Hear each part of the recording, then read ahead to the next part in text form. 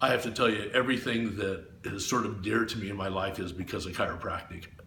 My father was a 1947 grad and set up in Albuquerque, New Mexico, and fought his entire lifetime for the rights of chiropractors to be licensed in New Mexico. My mother is just passed away recently. She was 93, and she worked in that office every day since 1947. Then my sister joined the practice with my dad in 1974, and the practice has been running continuously during that time. So my whole life has been about chiropractic. Even my daughter, who passed away because two MDs screwed up, I got my last few days with her because of a chiropractor in California. So everything that's important to me in my life is from chiropractic. But I have to tell you, I probably fit into that 90% of the profession that's a no CA. As much as I've been involved in chiropractic and chiropractic education and chiropractic management and chiropractic politics, I was never much of a joiner. I kind of did my own thing, and I really felt like nobody ever represented me and my thoughts or was interested in what I thought and where we should go as a profession, especially when I was in practice. You kind of feel out there by yourself and that no one cares.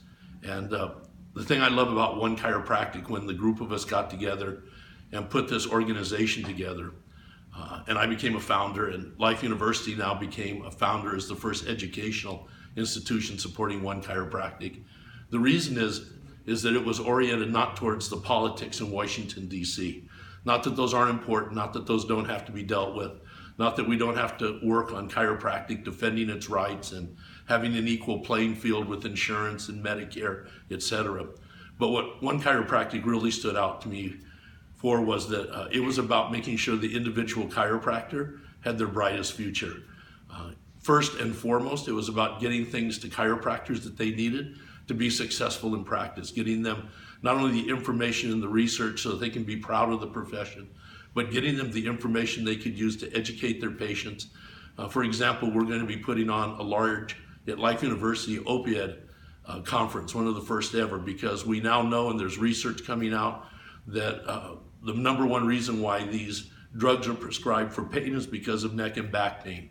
So we're going to hold that conference at Life University, and the purpose of it is that we gather the information and data so that we can put a package together and send it to the chiropractor with fact sheets and personal announcements in newspapers and education of patients, and the whole idea behind it to be to build the individual chiropractor's practice and to help them be more successful in their business and communicating, educating patients. So, given all of that, it's about the chiropractor first, and then about moving the profession forward. And then I guess finally, I really feel a strong need today to defend the identity of chiropractic as my dad fought for it. And I believe in it, which is, it's all about the chiropractor who adjusts their patients every day, who's correcting subluxation. You may call it all sorts of things, but they see that when a patient comes in, it's about correcting their spine and allowing their nervous system to be more free of interference to express more of its potential.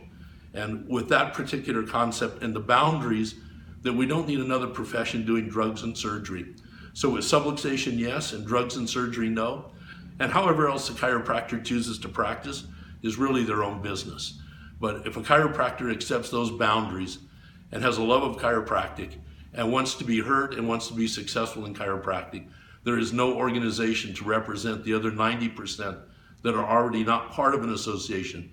The no CAs can all of a sudden take control of the profession that they love and move this thing forward. And that's what I love about OneChiropractic.